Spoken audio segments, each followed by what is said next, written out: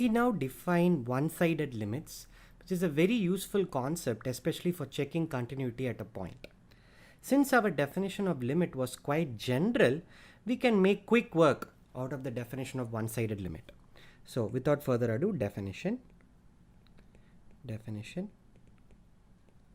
Let f from S to R be a function. Suppose A in R is a limit point of S intersect A infinity. We define limit x going to A plus f of x. This is also denoted f of A plus in many textbooks to be limit x going to A f of x, but not of the function f, just f. What we do is we restrict this function to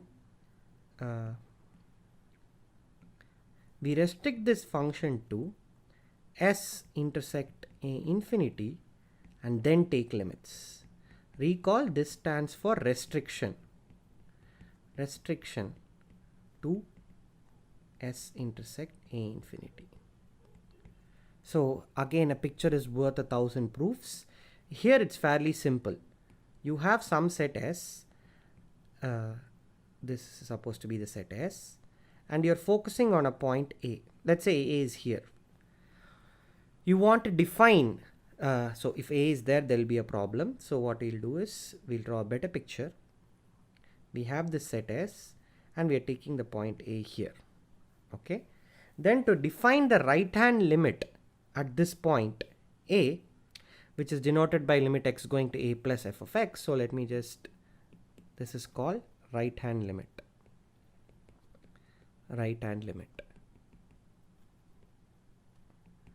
To define the right hand limit at the point A, what you do is you focus on this portion of the set, restrict f to this portion, then you take the usual limit that you are familiar with.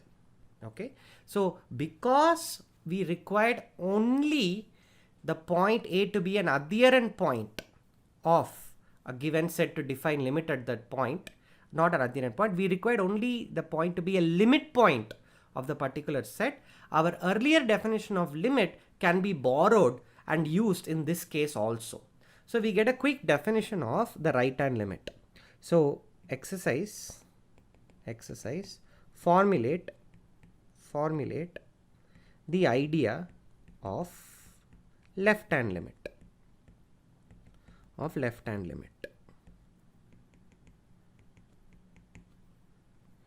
Now let's prove one interesting theorem, and this is a theorem that is sort of taken to be a definition in a high school.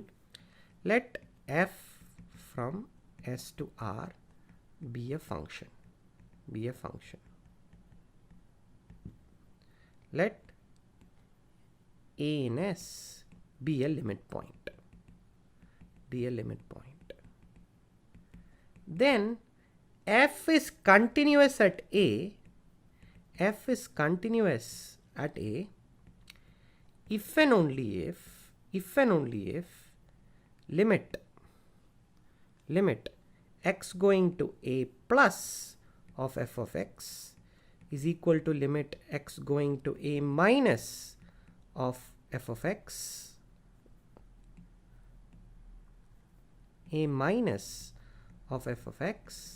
is equal to f of A. Okay, assuming both these are defined. Now it can happen that A is not a limit point of S intersection open set A infinity, or it is not a limit point of S intersection minus infinity A. That can happen. So I'm assuming both of these are defined at the point A, then the function is continuous if and only if the left hand limit is equal to the right hand limit is equal to the functional value. Let's prove this. Let's prove this. Proof. Okay. Suppose f is continuous at A. Then what this says is mod f of x, so fix epsilon greater than 0. Then this just says mod f of x minus f of A is less than epsilon, there exists delta greater than 0, such that whenever mod x minus A is less than delta, okay, and x is in S. In particular, mod f of x minus f of A is less than epsilon whenever x minus A is less than delta and x is greater than A and x coming from S, right?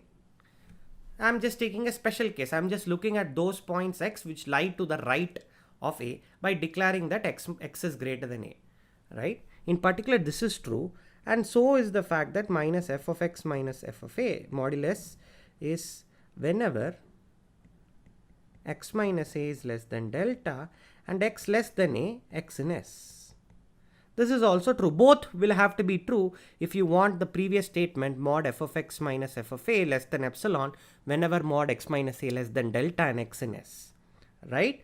But this just says right hand limit at A is f of x, and this just says left hand limit at A is f of A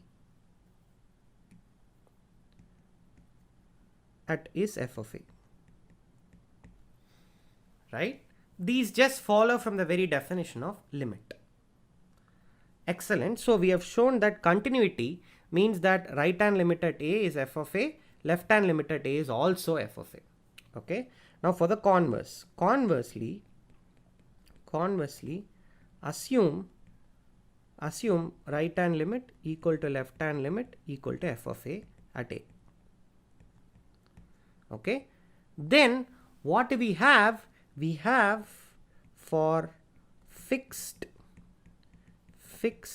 epsilon greater than 0, delta 1 greater than 0, delta 2 greater than 0, such that mod f of x minus f of A is less than epsilon if mod x minus A is less than delta 1, x greater than A and x coming from S. Similarly, mod f of x minus f of A is less than epsilon if mod x minus A is less than delta 2, x less than A and x coming from S. I have just translated the left hand limit existing at the point A and the right hand limit existing at the point A into these conditions. So if you choose delta to be minimum of delta 1 comma delta 2, clearly epsilon delta definition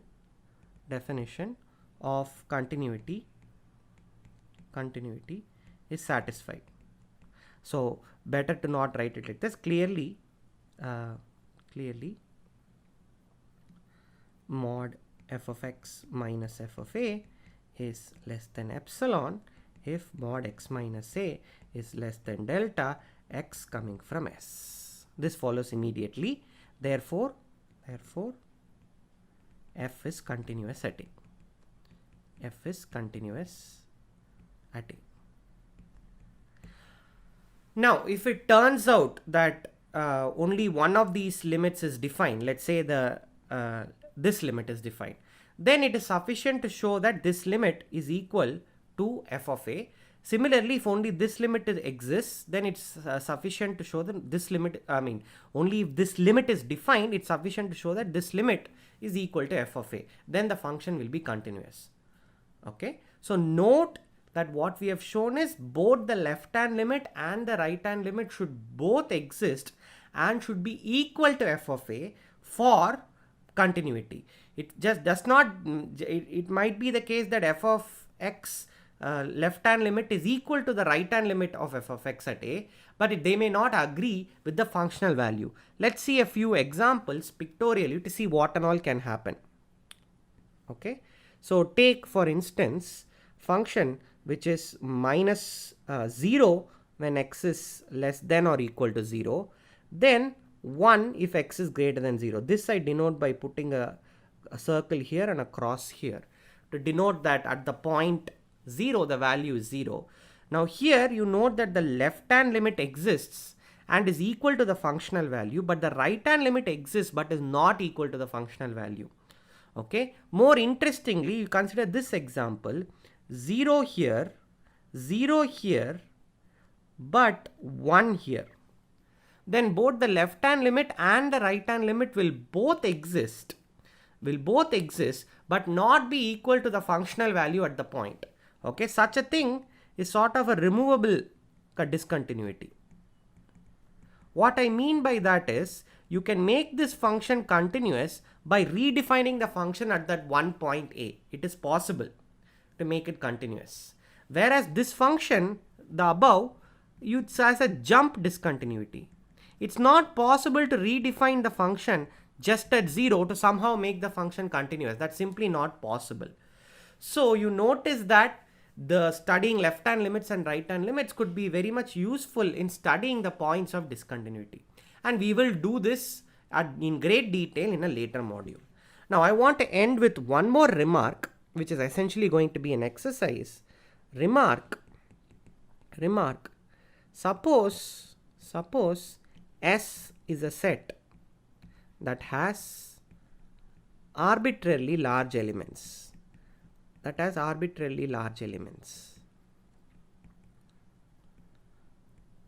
Then observe that limit x going to plus infinity of f of x. So f is a function from S to R. This is actually nothing but limit x going to 0 of f of 1 by x, where f of 1 by x is defined in an appropriate set with 0 as a limit point. Now I'm intentionally skipping the details. You can let me just write x going to 0 plus. That's what relates the whole thing. You can view limit x going to infinity as right hand limit of a function, slightly different function defined using reciprocals. It's a function f of 1 by x. And this limit x going to 0 plus f of 1 by x, you need to know where this function f of 1 by x is defined. That will be an appropriate set. I'm going to leave the details to you. So the definition of infinite limits is actually subsumed by the definition of one-sided limit. One-sided limits is sort of takes care of infinite limits also. We needn't have defined infinite limits separately. Similarly, we can deal with left hand limits. Fine. So in the exercises, you will study this relationship in slightly more detail to understand what is the analogies between infinite limits and one-sided limits. This is a course on real analysis, and you've just watched the module on one-sided limits.